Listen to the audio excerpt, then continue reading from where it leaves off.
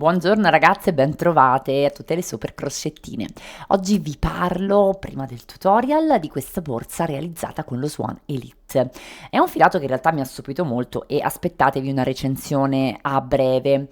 Ho scelto in questo caso delle tonalità fredde mixando il piombo con il rosa ed ho incorporato la rete perché come sapete, le borse senza sostegno a me non è che facciano così tanto impazzire, perché oltre all'estetica bisogna valutare sempre molto quella che è la funzionalità. Le borse le maltrattiamo e quindi avere una borsa strutturata comunque ce la rende più duratura e rende meno vano il nostro impegno, il nostro lavoro e i nostri soldi.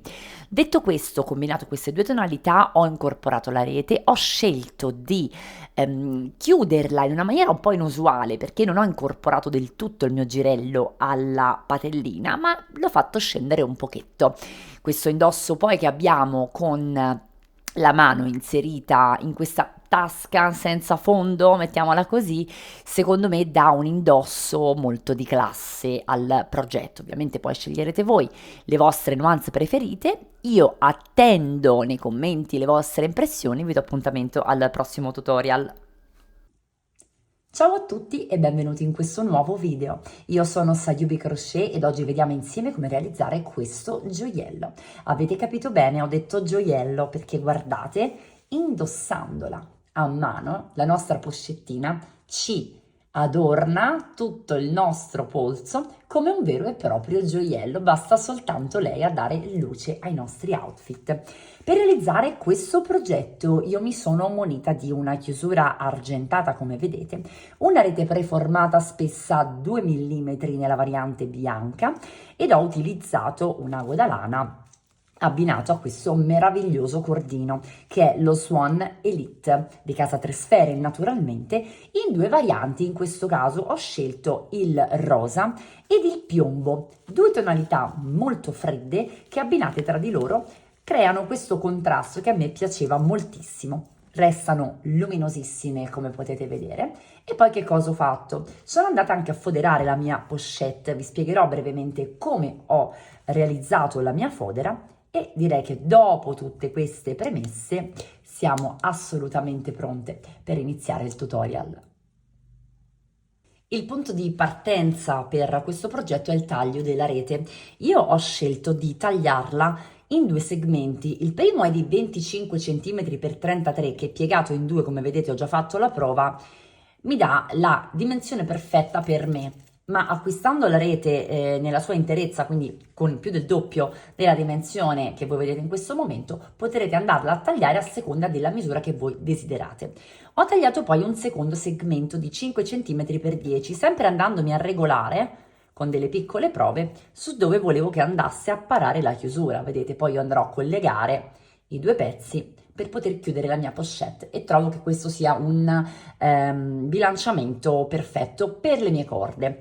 Fatto ciò, ho deciso di utilizzare appunto il cordino Swan Elite in questa variante rosa che è, ragazze, meravigliosa, vedete? Tra l'altro nella lavorazione non perde neanche i suoi piccoli filamenti di glitter, quindi devo dire confezionato in maniera eccellente. E quindi adesso io vado a realizzare subito una catenella che sia lunga tanto quanto la mia rete. Quindi non è importante rispettare un multiplo perché ho deciso di realizzare questo progetto con un punto molto semplice che possa rendere piena giustizia a questo filato. Un punto elaborato infatti andrebbe a perdersi all'interno di questa meraviglia che abbiamo davanti agli occhi. E quindi una catenella senza multiplo che arrivi a coprire agevolmente la nostra larghezza della rete. A me con questo uncinetto sono servite 26 catenelle, vedete? Ora con il filo sull'uncinetto io vado nella quarta catenella dallo stesso, entro con una maglia alta. Se tra di voi c'è chi ha le prime armi, io vi consiglio di marcare sempre il primo punto che realizzate. In questo caso abbiamo le 3 catenelle saltate che costituiscono il primo punto e quindi invece di marcare questo dove abbiamo appena fatto fuoriuscire il filo, marcheremo il precedente in modo da essere sicure di avere, vedete, abbiamo 2 punti, di essere sicure di avere un pannello dritto poi durante la lavorazione. E da questo momento in poi lavoreremo tutte le catenelle una per una con una maglia alta fino al termine della riga. Conclusa la nostra prima riga, voltiamo il lavoro e realizziamo nel primissimo punto una maglia bassa, seguita da una seconda maglia bassa sulla prima, prendendo la costina più distante dall'uncinetto. Questo è il mio modo alternativo di realizzare le catenelle per alzare, trovo che sia più funzionale. Ovviamente, se voi volete, potrete realizzare assolutamente le 3 catenelle. Fatto questo, filo sull'uncinetto e procedo a realizzare una maglia alta in ogni maglia disponibile, anche in questo caso, fino alla fine della riga. Quindi sostanzialmente cosa andiamo a fare? Un pannello, vi faccio vedere, un pannello realizzato interamente a maglia alta, quindi in righe di andata e di ritorno a maglia alta, che vada a coprire la nostra rete. Quindi ci fermeremo quando avremo celato completamente la nostra rete.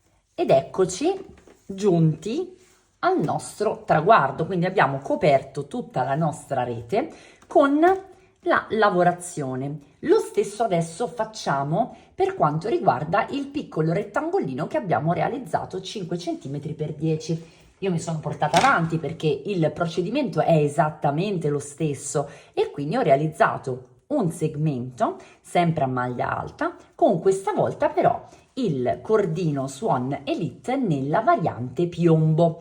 Fatto questo, io devo procedere a incorporare alla rete il mio lavoro e per poterlo fare io lascio una lunga coda del mio cordino, lo taglio e prendo l'ago da lana. Incorporo. Con l'ago da lana io mi inserisco nel quadratino che fa angolo, vedete? E molto piano comincio a incorporare la lavorazione alla rete. Adesso, piano piano, prendo il mio punto e continuo a incorporare accavallando praticamente il cordino alla rete. Ho completamente celato la rete. Ripeto, a cavallo, entro nel punto di lavorazione, in tutto il punto, vedete, prendo le 2 asole e procedo con inserirmi nel quadretto adiacente e passo il filo. Guardate come celo perfettamente la rete. Noi dobbiamo continuare a eseguire questa operazione per tutto quanto il perimetro della nostra borsa e lo stesso poi andremo a ripetere con la parte più piccina. Accorpati i pannelli alla rete, è giunto il momento di inserire la prima parte della chiusura, ovvero la parte che poi andrà posteriore. Vi faccio già vedere come ho pensato di assemblare la mia pochette. Questo è il corpo, questa è la chiusura che vado a posizionare centralmente, vedete? E qui è dove dovrei andare ad inserire appunto la parte inferiore della mia chiusura. Per poter fare questo vado a prendere delle misure e centro perfettamente, ecco qua, la mia patellina al corpo della borsa. Per poter fare questa operazione misuro assolutamente la mia lunghezza di pannello, nel mio caso 25, e misuro la mia chiusuretta che è di 4 cm. 25 meno 4 fa 21, divido il 21 in 2, sarebbero 10,5. Calcolo 10,5 dall'estremo margine al centro e posiziono la mia patella. In questo modo ho la certezza di avere la patellina esattamente al centro del mio corpo borsa. Fatto ciò, inserisco la chiusura sulla rete, tolgo tutto, sono centrata, faccio passare le alettine, vedete, all'interno della mia rete. Fisso la chiusura con le pinze e a questo punto devo andare a foderare.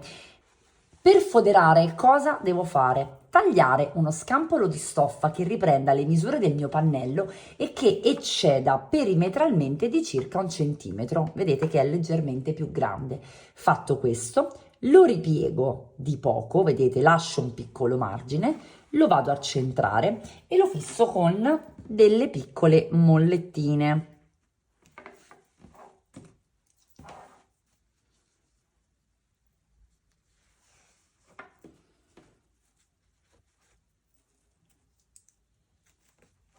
in questo modo. Quindi perimetralmente vado a fare questa operazione, prendo ago e filo e mi vado a posizionare all'interno della mia lavorazione prendendo una porzione di cordino trasversalmente in questo modo. E poi vado a prendere il bordo interno della piega, vedete? Sempre trasversalmente della stoffa.